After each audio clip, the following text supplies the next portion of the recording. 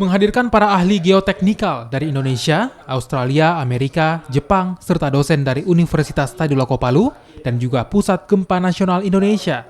Seminar internasional peringatan 1 tahun gempa Palu membahas tentang kondisi tanah di Palu sebelum dan setelah terjadinya gempa besar di Palu September 2018 lalu.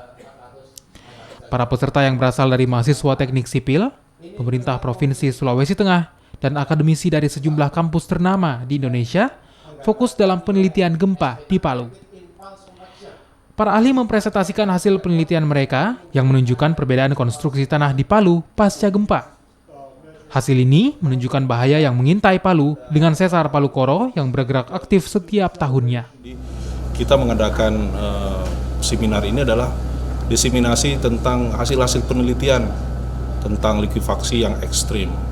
Hasil daripada seminar ini akan dijadikan sebagai kajian untuk menjadi rekomendasi bagi pemerintah, bagi seluruh stakeholder kebencanaan, untuk bagaimana kita mengembangkan teknologi mitigasinya.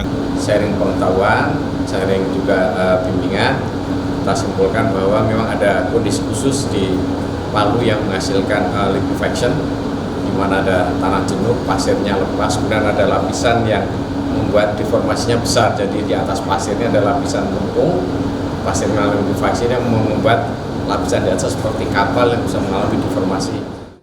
Peringatan 1 tahun gempa Palu memberikan kenangan pahit. Dari sini, para peneliti dari seluruh dunia bergerak aktif meneliti aktivitas gempa dan sesar Palu Koro.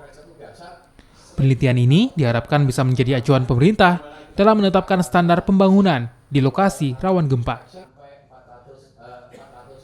Nila Rustam, Kompas TV, Makassar, Sulawesi Selatan.